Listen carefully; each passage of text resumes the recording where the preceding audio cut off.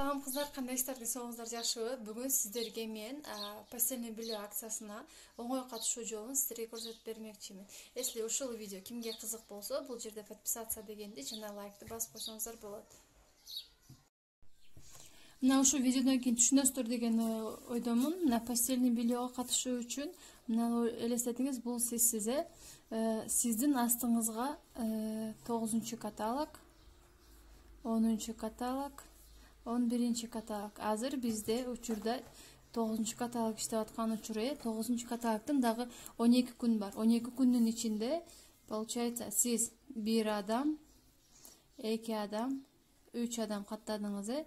Ал биринчи адамыңыз 1575 сомдук по цене каталога. Bundan minus 20% скидка.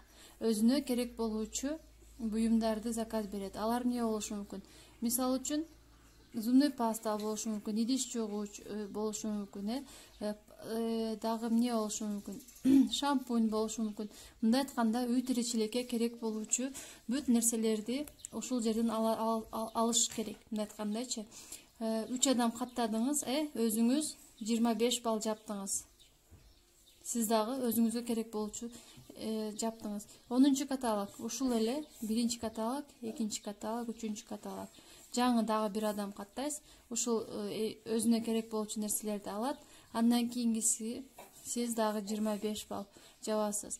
Мындай айтканда 21 күнүн ичинде сизге керек болуучу крем-сремдерди алып кала аласыз.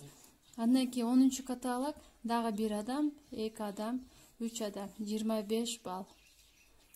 Биз мисалы үчүн мен ар каталог сайын 50 балл жабам. 50 балл жабыш деген ал эң оңой эле. Мисалы үчүн зубной паста алам, шампунь алам, крем алам, даже кийимдерди алам, бүт бардык алганым үчүн мага айлык берилип атат. Ошентип эле сиз дагы 1575 сомдук ушинтип 3 адам болгону 9 адам каттайт экенсиз. 9 адам. 9 адам каттап отуруп, аларды биринчи шагдан өткөрүп, өзүңүз эле 25 балл жапсаңыз, сизге 12-каталогда 1 сомго 6000 сомдук постельный белье бесплатно келет. Ошон үчүн кыздар, катышыңыздар. Если ушул жерде бир нерсеге түшүнбөй калсаңыздар, бул жерге комментарийга жазсаңыздар, мен сөзсүз түрдө сиздерге байланышып жооп беремин. Ким кызыккан болсо 0779 88 31-35 номерине кайрылсаңыздар болот. Почерк үчүн кечирип коесуздар. Мээси өтө күчтүү иштеген адамдардын почерки жаман болот экен деп өзүмдү сүйүндүрүп жүрөм.